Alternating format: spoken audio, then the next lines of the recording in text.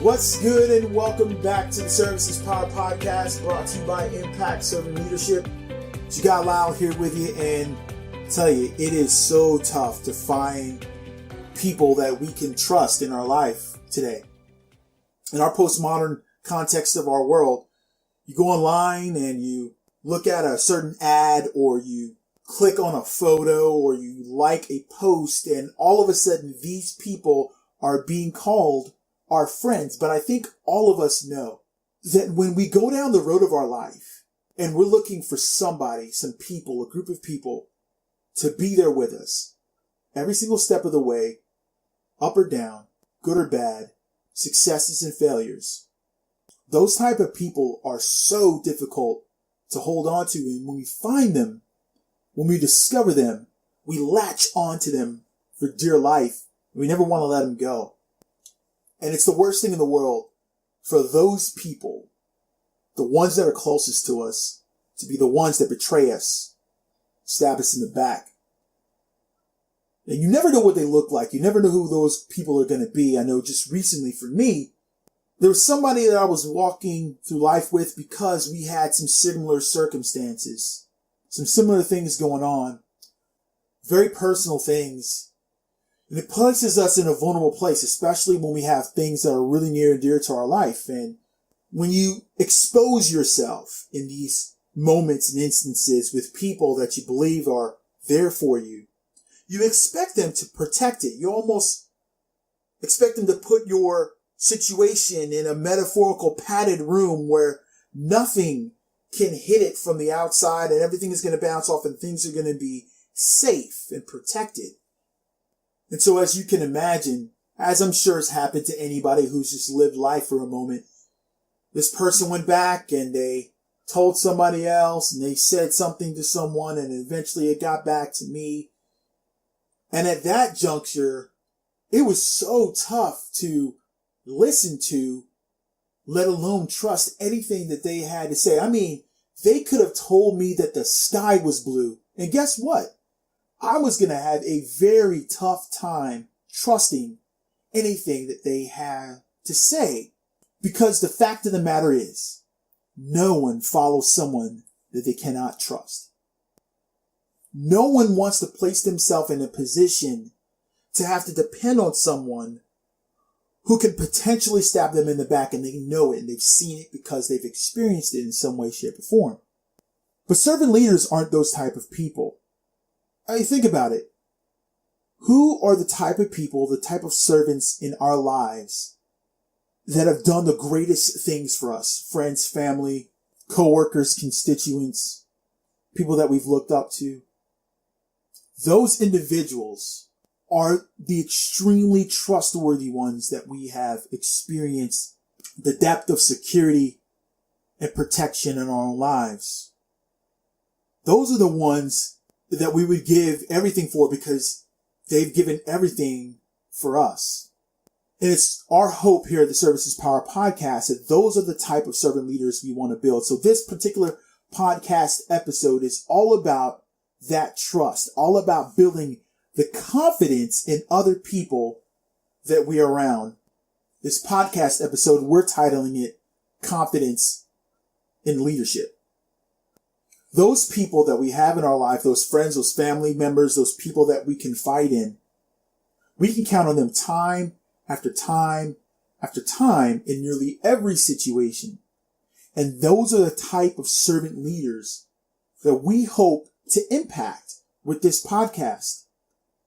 Those are the type of servant leaders we want to inspire and we want to spur on to be the greatest version of themselves, to help others be the greatest version of themselves. The greatest servants produce confidence in others about their leadership, about their character, about who they are. So in this episode, I kind of want to talk about servant leaders being countable leaders. If I could take a couple of moments and talk about this word countable. Countable is a mathematical term, and I'm not necessarily going to use it in that particular context, but I want to highlight that the word countable is a mathematical term because I want us to see that servant leadership and people who follow in servant leadership we can find an end value to their experience and to their influence in our life. Their connectivity in our life has a significant value. If you think about putting two things together, whether you sum it up, whether you multiply it, you have that equal sign. And then the rest, the end result, is what we have to count on. And so with that picture, although the word countable is more of a mathematical term, I want to use that term to describe what a servant leader should be or could be. Hopefully that makes sense to us as we continue to roll through this podcast episode. So countable leaders are leaders that you can depend on their presence. You can depend on them being there, not just emotionally, not just physically, not just mentally, the entire package. If we come to a servant leader, we can stake our claim that they are going to be all the way there for us. Now, for some of us, that type of thing is going to take work. And so if you're listening to this podcast and you're interested and you're intrigued about becoming a servant leader, or you want to heighten your servant leader abilities, maybe this is one of those things that we can pinpoint and work on. How can I be all the way present, all the way there in a moment with a person that's in front of me? Not just the people that I really deeply care about, not just the people who have some type of significant value in my life. If they touch me in a certain way, things could happen good or bad for me, but for absolutely anybody and everybody. There's a woman by the name of Jeanne Mayo. She's a mother to me. I mean, literally, I call her mom. And the phenomenal thing about Jeanne is that when you speak to her, it's almost as if the entire room goes away. You could be in a room full of hundreds of people, but when you look at her and you talk to her and she locks in with you, the entire world melts away. And it's as if you're the only two people on the face of the planet. Jeanne Mayo is one of the greatest servant leaders I've ever met. And it is the goal of my personal life to be all the way there with other people, that people can depend on my presence in their life when they have a problem, when they have an issue, a situation, when they just need someone to listen. Servant leaders are the type of people that you can depend on their presence. Countable leaders, servant leaders who are accountable, you can trust that their thoughts and opinions are for the very best in us. We all have thoughts. We all have opinions. We all have versions of the world that we see through our rose-colored glasses.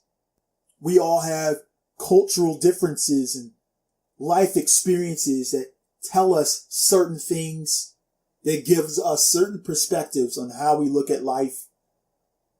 Servant leaders, when they give their thoughts and their opinions, it is not about them.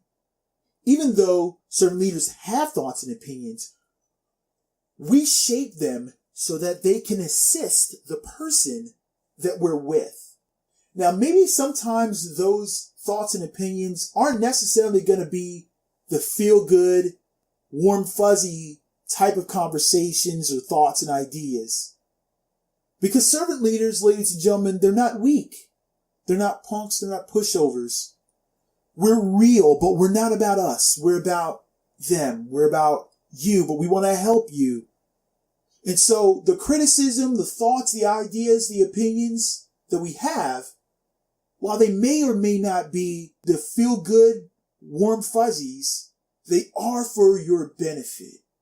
And so what I love about this idea that the thoughts and opinions of a servant leader are the very best for the person, it says that if they are a servant leader, that we can bank on the authenticity of what they say or do.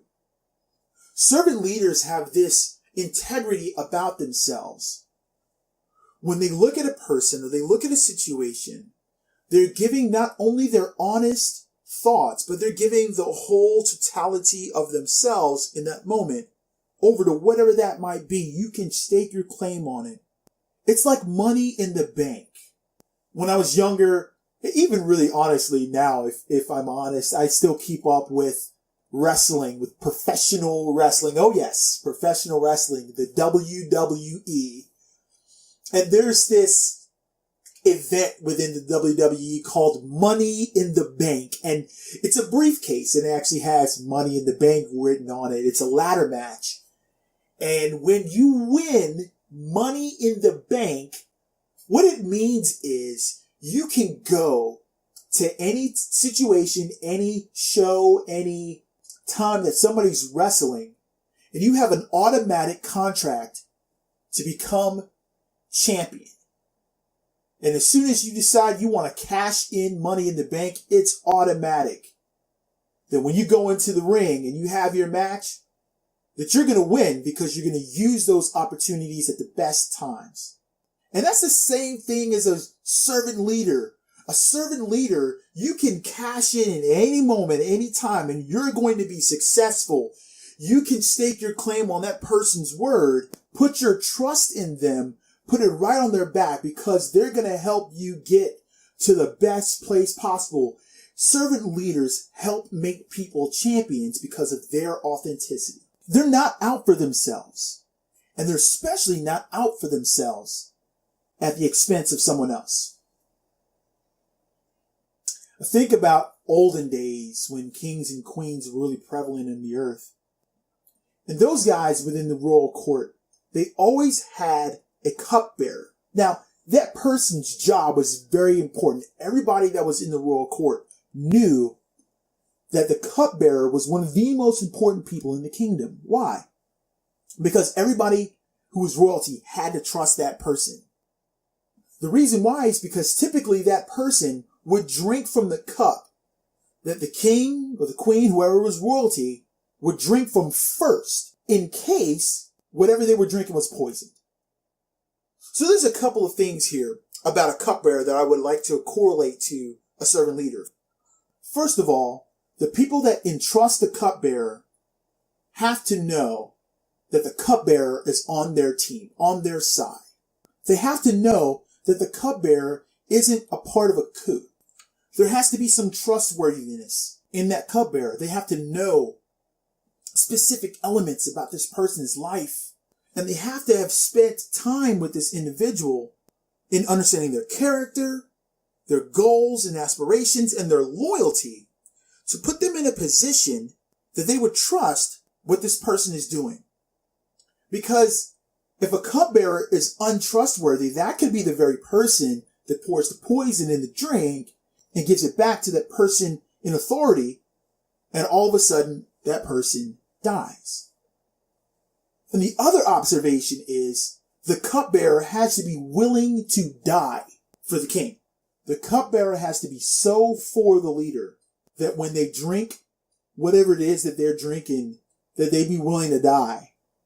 Because they're the line of protection between the enemy of the person, the leader, and the kingdom that they're ruling. Servant leaders step into positions where they are the barrier between other people's hurts and pains and their successes. They're the catalyst to see success happen in another person's life. And they don't go into situations that take advantage of other people. They're not out for themselves, especially at someone else's expense. Servant leaders are the first people on the battlefield and the last ones off the field, and they never leave anyone behind. One of my favorite movies was a movie called We Were Soldiers. It was released in 2002. It was about a guy, his name is Lieutenant Col Hal Moore. It was about the Vietnam War, and he had 400 people that were serving with him. And as the leader, he told his people, I will be the first person on the battlefield, and I will be with you throughout the entire battle. And it is my job and my responsibility as your leader to ensure that you get in, you do what you're supposed to do, and you get out. And the way I'm going to do that is I'm going to make sure that you get out, because I'm not leaving until each and every one of you leave.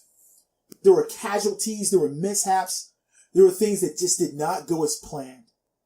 Even Hal Moore had some things personally that was going on with him. He was injured. He got messed up. But he made sure whether you were dead or alive, whether you were injured or whether you were healthy, you got on your helicopter, you got on your plane, and you got out of there. And the cinematic moments that I loved about this movie is when the helicopter came in and it zoomed in on Hal Moore's foot. And he significantly was the first person to step on the field. And as the movie was coming to a close, they slowly show how his foot comes off the ground. And every soldier that was with him was already gone. And wow, that's the picture of a servant leader to me. A servant leader that's going to make sure that they go before the people that they serve. They're going to be in the trenches with the people they serve. And they're never going to leave the people they serve behind. They're that equal sign. They're accountable. It's measurable. And you can count on them. There are people listening to this podcast right now and you're in a job or you want to get into a job and you're a leader. You want to be a great leader. And the greatest leaders, the upper management folks, the people that are running companies, if they are servant leaders, most of them hold confidence in leadership at a very high priority. As a matter of fact, they hold it in a higher priority than they do their profit margin. Those types of leaders in upper management care way more that their people are able to trust them than they do about the money that they're making for those people. Because the simple fact is, if I have people that trust me, the money's going to come. Leadership guru John Maxwell talks about those types of things. As a matter of fact, he says that there's two bottom lines. There's money and there's people. Servant leaders look at both of those bottom lines, but they know that their bottom line of money doesn't get high unless their people are at a higher priority. The people in upper management that care that way, they're servant leaders, that they're accountable, that they build confidence within their leadership, realize that if the people that work for them can't trust in them, then the customer can't trust in the product. The customer can't trust in the business. The customer cannot trust in the direction that this company is trying to take them if the people who work for the company can't trust the leaders and where they're taking them. It becomes less about money, but more about longevity. Servant leaders are all about the long game. And so our upper management folks care as servant leaders about the people, which trickles down to all the other leaders as well, middle managers.